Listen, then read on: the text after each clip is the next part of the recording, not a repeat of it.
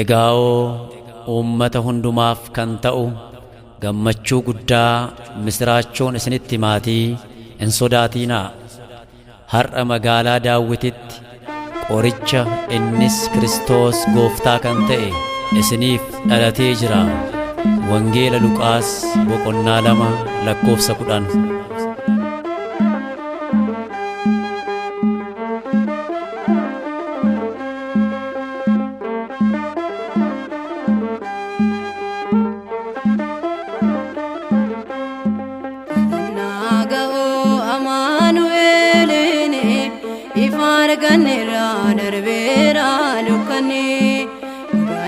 Daawit keessatti dhalate Yesuus Kiristoos jireenya nuu laate.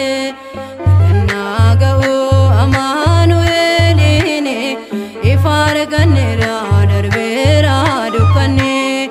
Magaalaa Daawit keessatti dhalate Yesuus Kiristoos jireenya nuu laate.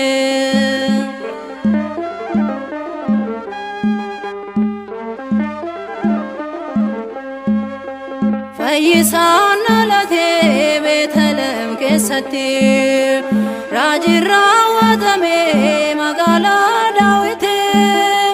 Galanni Waaqayyoon samiirratti haa ga'u, nagaan dhala namaaf lafarratti haa ta'u. Galanni Waaqayyoon samiirratti haa ga'u.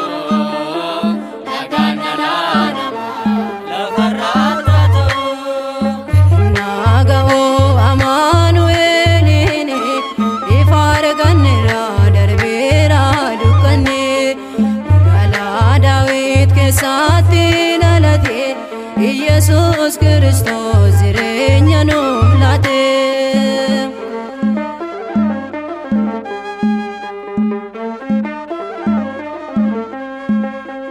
Kakuu raawwatee yeroon isaa geenyaan Fayyisaa nuuf deessee darbeen darbummaani. Leenca Qaraaniyooo mooticha moototaa aarsaa isaaf lanna'u qomaa'u galataa. Leenca Qaraaniyooo mooticha moototaa aarsaa isaaf lanna'u qomaa'u galataa. Gannaa ga'uu Amaanu'eeliin ifa arganneerra darbeera dukkanni. Magaalaa Daawit keessatti dhalate Yesuus Kiristoos jireenya nuu laate.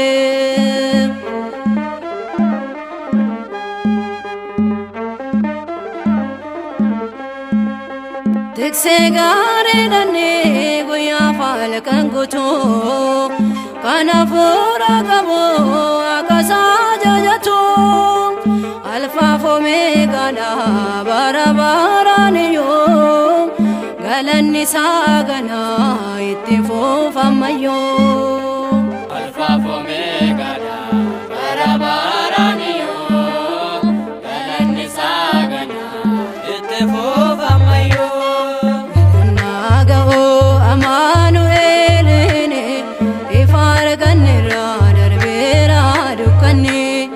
Magaalaa Daawit keessatti dhalate Yesuus Kiristoos jireenya nuu laate.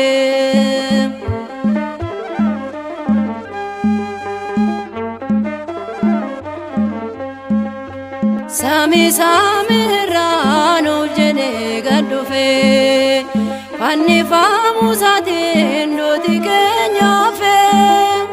Halkan sodaachisaa dukkanni darbeera gonfoo ifa raabsu Amaanu'eel dhufeera. Halkan sodaachisaa dukkanni darbeera gonfoo ifa raabsu Amaanu'eel dhufeera.